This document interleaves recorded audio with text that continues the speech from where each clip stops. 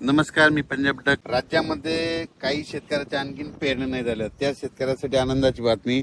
या 8 दिवसामध्ये सांगू इच्छितो की म्हणजे 8 जुलैपर्यंत राज्यात चांगला पाऊस पडणार आहे, म्हणून हा अंदाज लक्षात यायचा. म्हणजे सांगायचं झालं तर काही भागामध्ये मुसळधार पडणार आहे, काही ठिकाणी अतिमुसळधार पडणार आहे, काही ठिकाणी अतिवृष्टी देखील होणार आहे, म्हणून हा अंदाज महाराष्ट्रातल्या सर्व शेतकऱ्यांना लक्षात यायचा. म्हणजे आतापर्यंत जे भाग वंचित राहिला त्या भागात देखील हे 8 तारखेपर्यंत पाऊस पडून जाईल, म्हणून हे लक्षायचं.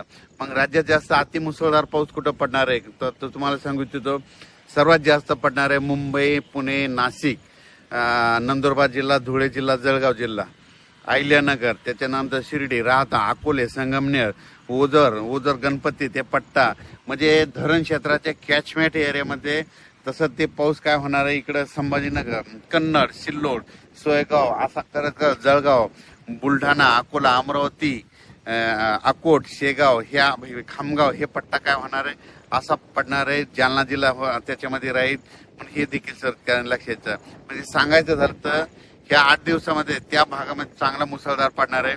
पण उर्वरित राज्यात देखील म्हणजे काही जिल्हे म्हणजे सातारा जिल्हा, सांगली जिल्हा, सोलापूर जिल्हा, पुणे जिल्ह्याचा पश्चिम भाग, त्याच्यानंतर इकडं धाराशिव जिल्हा, लातूर जिल्हा, बीड जिल्हा, नांदेड जिल्हा, परभणी जिल्हा, हिंगोली जिल्हा, यवतमाळ जिल्हा, वाशिम, त्याच्यानंतर वर्धा, नागपूर, भंडारा, गोंदिया, चंद्रपूर, यवतमाळ, हे सगळीकडे मग काय होणार आहे ह्या 8 दिवसामध्ये पाऊस पडणार. काही ठिकाणी जोराचा पडणार, ओढे नाले पडणार, कुठं रिमझिम पडणार, काही ठिकाणी सततधार राहणार, म्हणून हे लक्षायचं. पण राज्यात मात्र तुम्हाला सांगू इच्छितो की जी पाण्याची जी टंचाई वाटत शेतकऱ्याला, पाणी टंचाई होणार आहे, दुष्काळ पडणार आहे, ते तसं काय होणार नाही. तुम्हाला सांगू इच्छितो उत्तर महाराष्ट्रामध्ये जे धरणं येतात, तुम्हाला सांगतो उत्तर महाराष्ट्रामध्ये नंदुरबार जिल्हा, धुळे जिल्हा, नाशिक जिल्हा आणि त्याच्यानंतर अहिल्यानगर, जळगाव जिल्ह्याचे जे छोटे छोटे धरणं आहेत या पावसामध्ये ते पाझर तलाव त्याच्यामध्ये भरून जातील, म्हणून हे लक्षात. पण त्या व्यतिरिक्त तुम्हाला सांगू इच्छितो, निळवंडे धरण झालं, भंडारा धरा, त्याच्यानंतर गंगापूरचं धरण झालं. काय होणार आहे इकडं उत्तर महाराष्ट्राकडे पाऊस पडणार आहे, गोदावरीला, नाशिककडे पूर येणार आहे, त्याच्यामुळे ते पाणी काय होणार आहे ह्या धरणामध्ये येणार आहे. ते धरणं जर भरले तर मग काय होतं, त्याच्या खालचे जे धरणं आहेत, मग जायकवाडी धरण हे, मग त्या धरणाचं पाणी त्याच्यात सोडतं, म्हणून शेतकऱ्यासाठी आनंदाची बातमीमध्ये पिण्याचा प्रश्न त्या पट्ट्यातला मिटू शकतो, म्हणून हे लक्षायचं. पुन्हा कोकणपट्टीचं एक सांगायचं झालं तर उजनी धरणाबाबत शेतकऱ्याचे फोन आले, कोयना धरणाबाबत आले, तर त्या भागात देखील काय होणार, कोकणपट्टी ह्या 8 दिवसामध्ये कोकणपट्टीकडे म्हणजे रत्नागिरीपासून ते इकडे मुंबईपर्यंत, पालघरपर्यंत मुसळधार, अतिमुसळधार पाऊस पडणार आहे. कोकणपट्टी, घाटमाता, महाबळेश्वर, त्या पुणे त्या परिसरामध्ये. मग त्याच्यामुळे काय होणार आहे, जे कोयना धरणाचा जे कॅचमेंट एरिया पाऊस पडण्याचा, त्या एरियात पाणी पडणार आहे आणि कोयना धरणाला लगेच पाणी येणार आहे. त्याच्यानंतर उजनी धरणात देखील काय होणार आहे, पुण्याकडे तिकडल्या पट्ट्यामध्ये पाऊस पडणार आहे, त्याच्यामुळे उजनी धरणात देखील या पावसामध्ये बऱ्याच भागामध्ये आवकमध्ये सुरुवात होणार आहे, म्हणून हे लक्षात येतं.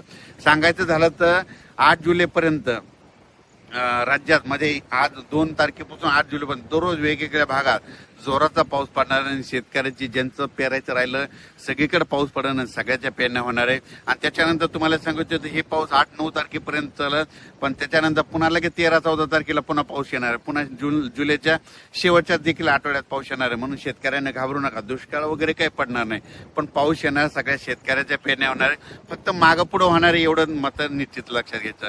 जमिनीमध्ये ईद बरबोला असेल तर शेतकऱ्याने पेरणी करायला काही हरकत नाही. आम्ही देखील पेरणी केल्याच्यानंतर बघा सारखा दररोजच पाऊस आहे आणि आमचं सोयाबीन आता उगून निघलं. आणि पण मुंबईकरांना आणि नाशिक जिल्ह्यातल्या मुंबईकरांच्या, नाशिक जिल्ह्याच्या जनतेला एक माझं एक आव्हान आहे, हे 8 दिवस जरा सतर्क करा. काय करा, उघडे नाले ज्यांचे घर नाल्याच्या बाजूला, वड्याच्या बाजूला असेल तर तुम्ही जरा काळजी घ्या. पाऊस जर चालू असला सारखा, जर 3 तास पाऊस चालू राहिला तर तुम्ही समजायचं बिलकुल पूर येणार आहे, म्हणून ती परिस्थिती राहता तुम्ही दक्ष राहा. कारण की मुंबईमध्ये खूप अतिमुसळधार पाऊस पडणार आहे. मुंबईपेक्षा जास्त नाशिकच्या म्हणजे दिंडोरी आणि आपलं दिंडोरी आणि इकडे गुजरातचा परिसर, नंदुरबार जिल्हा, धुळे जिल्हा, नाशिक, निपाड, ह्या येवला सगळीकडे जवळपास चांगला जोराचा पाऊस पडणार आहे. अहिल्यानगर पडणार आहे. ते पाऊस परत काय होईल इकडं अहिल्यानगर करत इकडे कडाष्टी बीडकर देखील येणार आहे. पाथर्डीकर पडणार आहे. तिकडं जर पडला तर परत तिकडं एका दिवस त्या नदीला पाथर्डीच्या तिकडल्या देखील पूर येऊ शकतो. म्हणून त्या पाथर्डीकरल्या शेतकऱ्यांनी लक्षात घ्यायचं. कारण की कमी वेळेत जास्त पाऊस पडला तर तुम्हाला सांगू इच्छितो पूर येण्याचं लक्षण कसं असतं तर 1 घंटा जर पाऊस पडला सारखा की समजायचं नदीला थोडाफार पूर येणार आहे. पण पाऊस 2 घंटे पडला तर समजायचं आता धोक्याची पातळी होणार. आणि 3 तास सारखा सलग पाऊस पडला की 100% नदीला पूर येणार. हे गणित सगळ्या शेतकऱ्यांना लक्षात यायचं. म्हणजे 3 तास सारखा पडणं म्हणजे तुम्हाला सांगू इच्छितो 120 मिलीमीटर ते 140 मिलीमीटर पाऊस असतो. म्हणून हे लक्षात यायचं. मुंबईकरांना एक सांगितलं होतं मागच्या अंदाजामध्ये 20 जूनलाच म्हणलं होतं की मुंबईला म्हणजे 1 जुलै ते 11 जुलैच्या दरम्यान जवळपास 1100 ते 1200 मिलीमीटर त्या 8 दिवसामध्ये पाऊस होईल म्हणून मागच्या अंदाजामध्ये सांगितलं होतं.